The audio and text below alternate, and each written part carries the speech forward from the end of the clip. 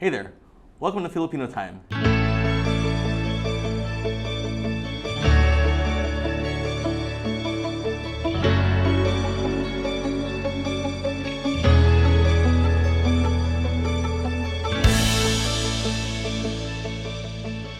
back after 2 years, and our first guest, well, he needs no introduction, Archie Gonzalez. Hey, Arch. Hey, bro. Good afternoon. Thanks for having me here. Yeah, thanks for coming, and I'm so excited to get through all these watches you brought today. There's some nice looking watches. But first, I gotta ask you, how did you start your watch collecting journey? I'm relatively new watch enthusiast. No? I started in 2015. I was during that time, for the longest time, I've only had my tag link. No? Okay. It was a two-tone tag. It was gifted to me by my dad. And in 2015, a friend of mine at work, no, he got me into watches. No? So our office at that time was at the Enterprise Center. So we were very near Greenbelt 5. Yes. So we would, during lunch breaks, we would visit the boutiques. And I got my first nice mechanical watch around that time. What was it? It was a JLC Master Ultra Thin 41. Nice. Do you still have that watch? No, I sold it. Do you miss it? A little, a few months maybe after I got it. I don't, because I don't know. I think that's a learning for me, early on in the hobby, in the passion. I learned that sometimes it may look good on the computer screen. But when you have it already, when you wear it for extended periods, the love for it might not last as long as you want it to. And I did some more reading. When I started with the hobby, I was introduced to Philippine Watch Club. Yes. So PWC. So I went over all of the topics. I read up on all of the stuff that the experts were sharing on that forum. So that's how I started. And then when I saw that piece, I learned about JLC. I gravitated towards the brand, and I felt that I wanted to get something that that I can use at the office, daily wear. And then later on, when I did some more reading, I found out that an ideal dress watch has to be smaller than 40. So it was it was always in the back of my head that why am I wearing a 41 millimeter ultra thin dress watch? And it's the fact that it's ultra thin, right? It made it look bigger on my wrist. Yes. Right. So it's 41 and ultra thin. So yeah. So after a while, I had to let it go. What is your wrist size though?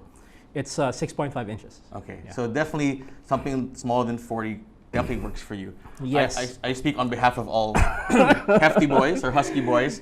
I think that on my wrist of 40 might even the minimum, but I think that's the right size for me, whether it's a dress watch or a tool watch, right? And that's how it started. Later on, I got a few reversals. First it was so you really medium. dove deep into JLC, huh? Yes, it was a medium reverso duo. Okay. And then later on, it looked small on my wrist, so I went with a reverso duo large. So that one I had for a few years, and then I got the reverso duo tribute moon. Okay. But that turned out to be too big. And then that's when this guy found me. Okay. I couldn't really say that I found it, because the local boutique manager messaged me that this came in, and I immediately fell in love with it. And for me, the size is just perfect for my wrist. It's also a dual face, and I got this in 2021, last year. Oh, just last year. Yeah, it's a 2019 piece. It's a 2019 release, but it was I got this piece in 2021, so brand new in 2021, and that's great because it's the 90th anniversary of the reversal, and it's one of 100 pieces. This one, actually, it says on the back. It says so here, limited 1 of 100. Yeah, so that must be true. I guess so. I It's on guess the back, so. yeah. But this is a tribute, right? Yes, it's a tribute. Aside from the limited edition, which is fantastic, is there a reason why you gravitated toward the tribute rather than the classic, or? Yeah, well, for me, I like my watches closer to the original release. So I think that's a common theme that you will see on the watches that I brought this afternoon. No? I gravitate towards the iconic references. Yep. It doesn't have to be, like a copy, a copy of the original, Yeah. but there'll be changes there. Like for example, the Calatrava, right? The first reference was in yellow gold. This one is in rose gold. Yep. But the 5196 is the closest to the first reference in 1932, I think. I think so. Yeah. Yep, 1932. So so that's why I got this guy. So everything here basically delves into the history of each of the brands that they represent, right? Yes, pretty much. Yes. So the important iconic pieces for me. It's very when you say something is iconic, it's very subjective, no? So I don't want to debate people on which is the most iconic. It depends on the person viewing the. Well, like you said, like for example, like for the Calatrava, for example, this would be the closest you could get right now to the original. So yes. Again, like you said, iconic can be subjective, but in terms of what's available in the market or what has been available maybe in the past couple of years, this might be as close as you can get to what was originally released. Yes. Right. Yes. Anything else you want to tell us about the This is such a nice watch. I love how the Calatravas look. They're so simple yet so, well, they say it's classically elegant, right? Yes, I actually added this to the collection because I wanted, a dress watch that, will slide under the cuff, and something that's classic and timeless. The reason why I got this one is because when I returned from my stint in Hong Kong, even when I was in Hong Kong, actually, I've been shopping for a Calatrava. Okay. And there was at the ground floor of my apartment, in Central, there was this watch store. And there was this pre-owned 5196R that's been sitting there, and every time I would go home from work, I would take a look at it. Yeah, it's still there. And then the seller was always telling me, this is a good price, good value. I'm really bad at impersonation. And then but I didn't end up getting that. And then there was also a vintage. So this is not that one. Yeah, not that one. I skipped that, and then there was also this. There was also a vintage Calatrava offered at the Armory. Okay. At Landmark, also in Central, and then I almost got that as well, but I'm glad I didn't because it was like I think it was 34. It was really small. Okay.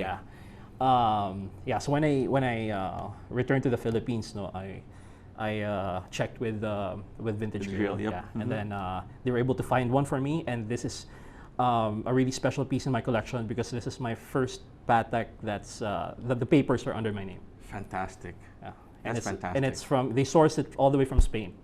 Wow. And the name on the paper is like Don Archie Gonzalez. Whoa. Okay, guys. From now on, he is Don Archie. So Gonzalez. so I can't let go of it because the paper says called the boutique guys there called me Don Archie Gonzalez. Yeah, how could you say no? Yeah, I can't say no. Yeah. But so you mentioned that the 34 is too small. Is there a size? Like, what is the range for you? What's the sweet spot? For me, it's 37 to 42. Okay. But the biggest I think I can pull off is 44. This guy. Yeah. The 112. Well, I guess the next one we're going to talk about is PAM 112. Yes, this is it's one of the oldest pieces in my collection. No, I got it pre-owned sometime 2017. Okay.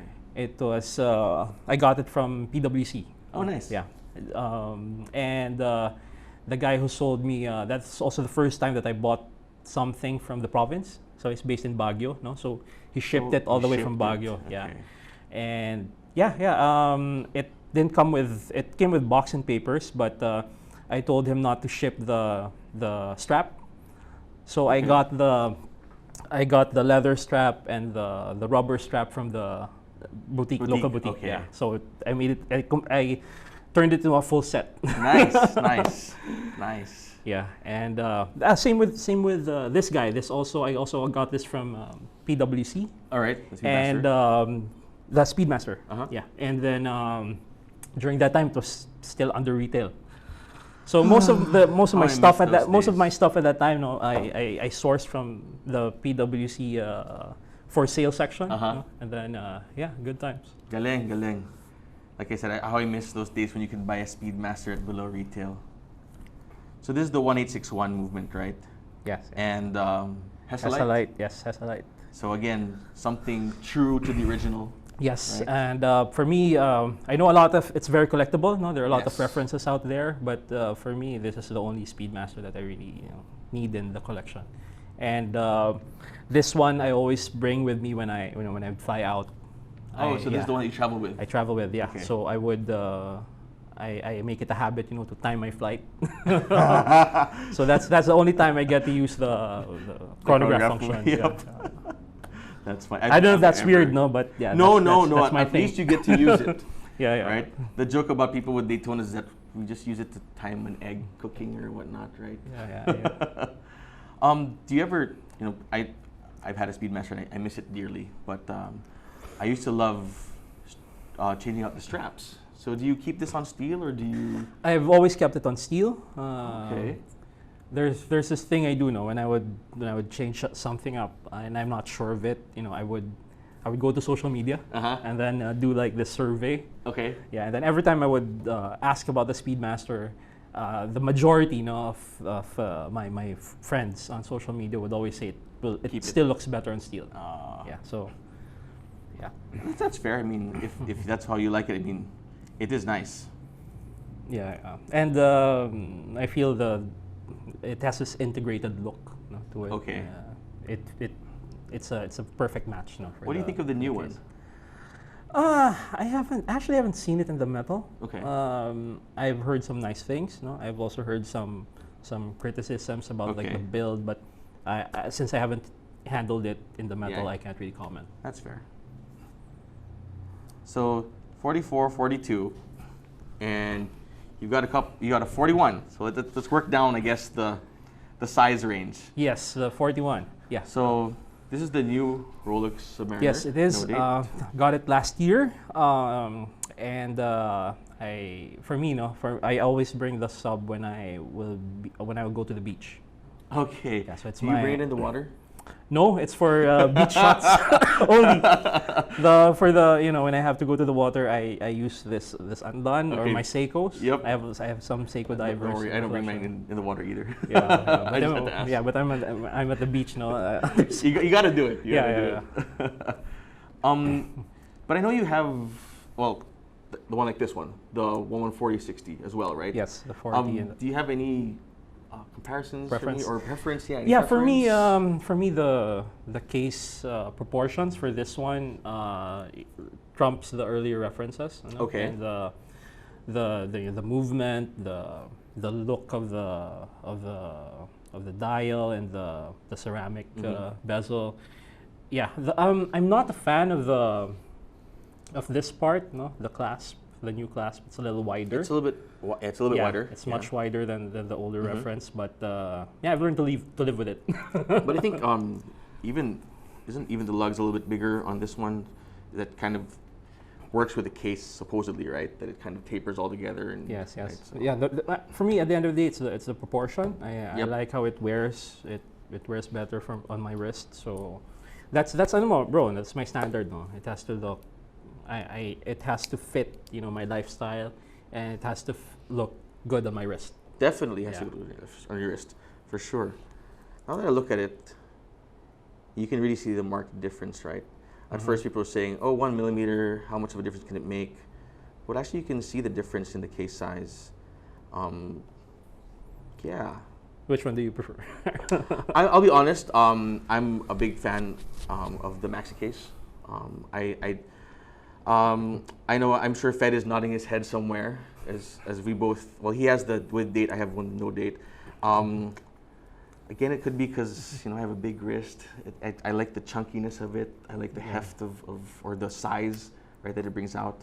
Even if this is a little bit bigger, this looks slimmer Yeah. Right, the 41. And the maxi 40. case still wears bigger. The maxi case still definitely wears bigger. So for me, I don't want to go out and buy a new one, please. That's also one thing. So I'm happy with what I have. And it's not like you're settling, right? That's a brilliant piece still. Yeah. No. In fact, I had been in love with the two-liner 14060 for a long time, and I could never really pull the trigger. But when I saw this one, I knew I had to have it. So much like you, I didn't want to settle on it. It had to look good on my wrist. I had to really love the piece before I could buy it. So yeah. Okay, so we've gone from 44 to 42 to 41. Actually, we might have skipped this guy. Yeah. This is my first high horology piece. It's the common quality, for all of these pieces here is that they're the model line, has been around for 50 years or more. Right. And this guy just met the cut. It celebrated its 50th year this year. Just this year. So, and I think there are a lot of people who hate on AP because of the hype, but you can't discount the role it played in the Swiss watch industry. Definitely. I personally am not a huge fan of the Royal Oak line, but definitely have a lot of respect for it. I can understand why it's so popular. Hype aside, definitely it has contributed a lot to watches and horology. Is the reason why you brought this particular model though, because this is the 15400. Yes. But you have a few others. A few others. Okay. Yeah, so but I bought this one because I've had it the longest. Okay. And this is the if I remember correctly, among all of my APs, this has been complimented the most. Really? Yeah, actually, I had this trip in. I went to Neuchâtel. Okay. In 2016, and the reception staff, in this hotel complimented it. It's like, you have a very nice watch, sir. So Thank you. Yeah, so I couldn't really forget that. Yeah. So I was like, so that's the difference when you wear an. Excuse me. That's the difference when you wear an AP in Switzerland. That's true. That's true. People notice. Any other stories with this watch, Arch? Yeah, I've, there are a ton of places that I went to with this particular piece. So yeah, it's never leaving the collection. Yeah. So you said that you take the Speedmaster traveling the most. Yes. What comes next? Or what comes with it? Usually it's the AP or the PAM. Or the PAM. Yeah. Okay. But for daily wear, at least since last year, right? This guy has gotten the most wrist time. The reversal. It's really your favorite, huh? Yeah. It really is. Okay. And this, I had to order this strap from Casa Fagliano. Yeah. Okay. Yeah. So Tell us about Casa Fagliano. So it's not the stock strap. It's this leather boot maker. No, it's a boot maker in Argentina, and you can actually order strap for your reverso, by emailing them, and then they can ship it all the way to Manila. Just for reversals, though? Yes, just for reversos. And you'd have to send them the reference number of your watch, and they can figure out the proper size. So they make boots for polo players, I would polo imagine, players, right? yes, so they do. Hence the reverso. Yeah, so that's a tie-up, and this is called the Fagliano. It's a Fagliano reference. Yeah. Oh, this is called a Why is that? Yeah. I mean, what is the significance of Fagliano? Yes, because over the years, right? The reverso has been known as the polo players' watch, and Casa Fagliano making the boots for the polo players. They've had a lot of they've done a lot of work together over the years, JLC and Casa Fagliano. There are several limited editions where Casa Fagliano will provide the strap. This came with a stock Fagliano strap as well, but I didn't really like the blue. It was a blue strap. Yeah, it came with a blue Cordovan strap. So okay. yeah, I looked at the website of Casa Fagliano and found this nicer shade so of if you're brown. gonna get a leather strap, it has to be from them, I guess. Yes. So, But this is beautiful. yeah. So I like the shade of the leather. This combo is great. Yeah, and I love brown shoes as well. So Okay. so I got two sets of straps from Fagliano. One is a darker shade of brown, and this one is Alright. more of an everyday kind of shade. And Lighter shade. I guess that the buckle is from the original strap. Yeah, from the original strap. Okay. Yeah. Very nice. It's a great combination. It's a little bit. It dresses it down a little bit, which is nice. You can really make it a daily watch, right? Yes, and then when you switch to the other face, right? It's a dual time. Yeah, please do. I don't want to be responsible for that watch. Yeah, it's a dual time, so it changes the character of the watch. Nice. Bagay pa rin. Very nice. I prefer the blue dial though. Yeah, me too. Cool. Okay, I'm gonna save that for last. So we're gonna go to the newest watch in your collection, Yes, which is this is Seiko. Seiko Beams Mhm. collaboration. So Beams is like a retail store for like hype beast products in Japan, and they released this I think in 2020, right. and it was only for the Japanese market, I understand, and it has this limited run of 300 Yes, that's right. examples. So it's very true to the original, except that instead of having like the gray dial, it comes with this black, It's like a black dial, matte, right? Yeah. matte dial. And if you look at the case back, you'll see that the dolphin there. He has a hat and a briefcase. Yeah. That's because of Beams. Or No, because of- that's because of this character in a heard about Japanese that. series. Uh-huh. Yeah, Toro-san. Yes. I forget now if that's a real name. So just Google But yeah, the actual name. But yeah, He's the guy that wore the original diver. he that character I understand wore a 62 mask. Yes. Yeah, in the series, and then so that's a tribute to that character. That's really to cool. that fictional character. And then the black dial, they say, is because of the like when you go to a movie theater and then when they turn the lights off. It's in tribute to that. It's a stretch, but that's what the as long as it literature looks says. nice. Yeah. And it all comes together. And this strap is the Yeah, it's a original stock strap. That's Yeah. pretty cool. What material is this? Yeah, rubber. I guess I'm rubber, right? guessing, Yeah, It's pretty cool. I wouldn't have expected this kind of combination.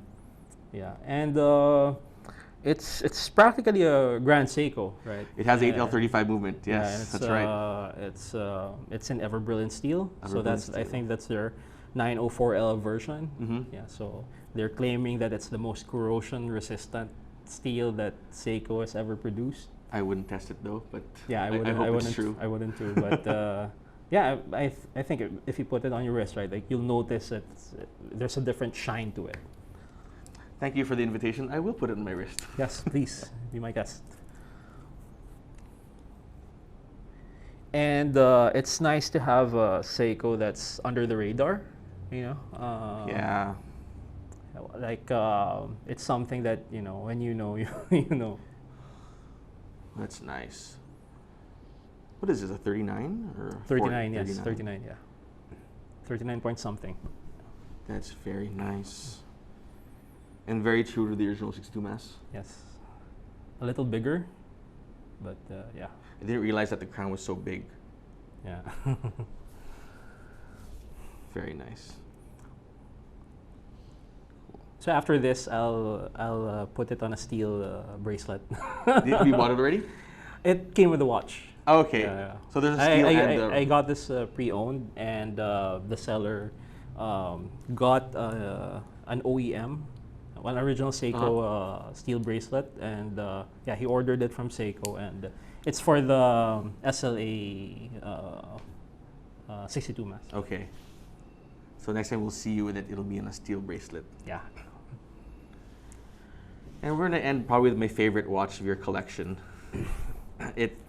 It's such a beautiful watch. So here we have the Everose day date with the olive green dial. This is nice, Archie. I mean, I'm gonna go home now. Bye. So when did you get this one? I got it Feb 14, 2021. Wow, Valentine's Day. Yeah. Can't forget the date. Nice. Yeah. And that's my first full rose gold piece. Okay. And yeah, I think it's the gold is a little toned down enough to be to be a regular wear. It's not too loud. Uh-huh. And the green and the rose gold just work. It really works. They really work together. Was this an anniversary piece as well? It is. Nice. Yeah. I was a lot of people were speculating that it will get discontinued. Uh-huh. So it was hyping up the price. Yes. But now it's calming down a bit. So it's still part of the regular production of Rolex. It's still a regular production. Yeah. Someday. Just pull the trigger, bro. No, I'll just call now you up every so often. Now is the best Archie, time. Can I see your?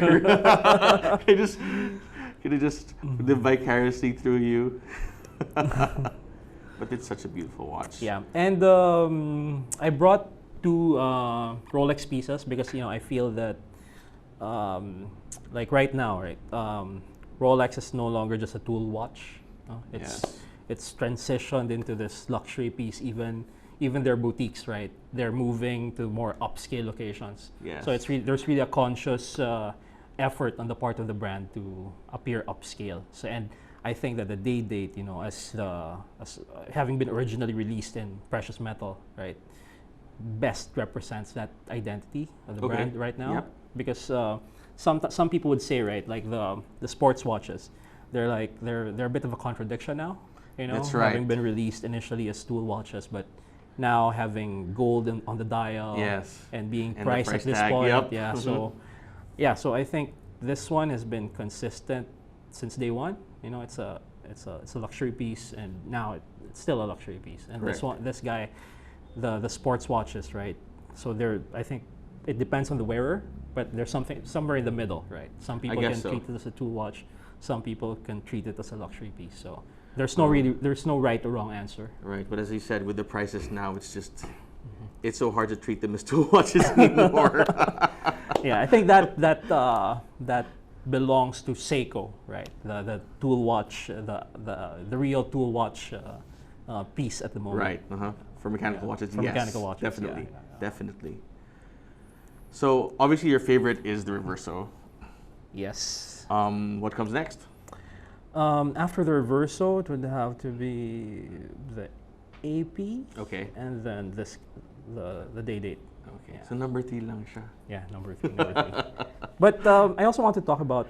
I was going to ask you about that actually. I'm wearing. Yeah. So this is my only micro brand. So it's from Undone. Yes. It's a Hong Kong-based watch manufacturer. It uses an H35 movement. Okay. So Seiko, reliable, tough as nails. And then I understand that they do the case and everything else in-house. They assemble it in-house in Hong Kong. And when I was there, I wanted to get a watch that's made in Hong Kong. Yeah. So from a local manufacturer. So I gravitated towards this one. And this was during the start of the pandemic. So I would travel by train and I would visit their store. Wow. How far were they from you? Maybe 20 minutes via MTR. And then I also thought that, instead of just getting like one watch with Archie on the dial, what I did was, I pitched the idea to my fraternity brothers. Yes. Yeah. So I would have been happy with like 10 people ordering, but we ended up with 100. Yeah, we ended up with 100. Yeah, we had one guy. He showed me the picture and he asked me, what strap should I get with it? I think he ended up with the rally strap on his. Yeah. They had like several straps to choose from. So yeah, this one is not from Undone, but from Vintage Concept, also in Hong Kong. Okay. Yep. So I think it pairs really well with this base camp. And yeah, it has our frat initials, APB, and then UP Law. Nice. And yeah, a lot of my frat brads, like this was the first mechanical watch that they got. Well, that's very cool. Yeah, so I'm happy to So you introduced them to the world of mechanical watches. Yeah, nice to give them a sip of the Kool-Aid. Yep. It's like a gateway drug for them. Have any of them graduated to something? Some of them are transitioning. Like some of them are Fantastic. getting Seiko. Some of them are looking into Swiss pieces. So yeah. It's all your fault. I'm spreading the word. Yeah. Very cool. Are you planning to get into more micro brands, or are you going to stick to these brands, or? It really depends, no? If there's some micro brand reference that will sing to me, I don't go out of my way to research, because I think that would be a rabbit hole. That's true. Like for example, I have a lot of respect for vintage Rolex pieces, vintage like the Pre-Vendôme Panerais. I love looking at them. I appreciate the history and all that, but I couldn't make the jump. Like, because I feel that if I get one, I would have to have a trio, for example. Yes, that's a real rabbit hole. Yeah, and vintage, so on. Oh my goodness. So yeah, some people are critical if you're a modern Rolex collector, but for me, buy what floats your boat, right? Buy what you like, get what you like. It doesn't have to be a Rolex. It can be anything really. It can be a micro brand. So buy what you like, something that fits you, fits your wrist, and fits your lifestyle. And I'm preaching the gospel of the iconic watches, iconic references. Yeah. Because for me, if you look at these iconic pieces, right? At least for me, there is no hard and fast rule. But all of these references have been around for more than 50 years. And that tells you that the design, right, has stood the test of time. Correct. And if these were fashionable in the 50s, 60s, 30s, even 50s, 60s, 70s, in the next 50 years, when it's your kids' turn to wear them, they will still be relevant, they will still be fashionable. And if you want to move them, right, there'll be a bigger market. That's also true. That's what keeps a lot of us from going multi-brand, I think. Like for myself, yes, primarily I'm a Rolex collector and Seiko. To jump into other brands is always that fear of resale value. Yeah, and I learned that the hard way. When I was starting, I would collect all of these pieces from mainstream Swiss brands. But yeah, when I had to resell, like the harsh reality, you have to face the harsh reality. Like people will be offering like less than 50% of what you paid for it. So that's just how it is. That's just how the market is. And the reverse is also true. Like for the hype pieces now, like they're growing in market value.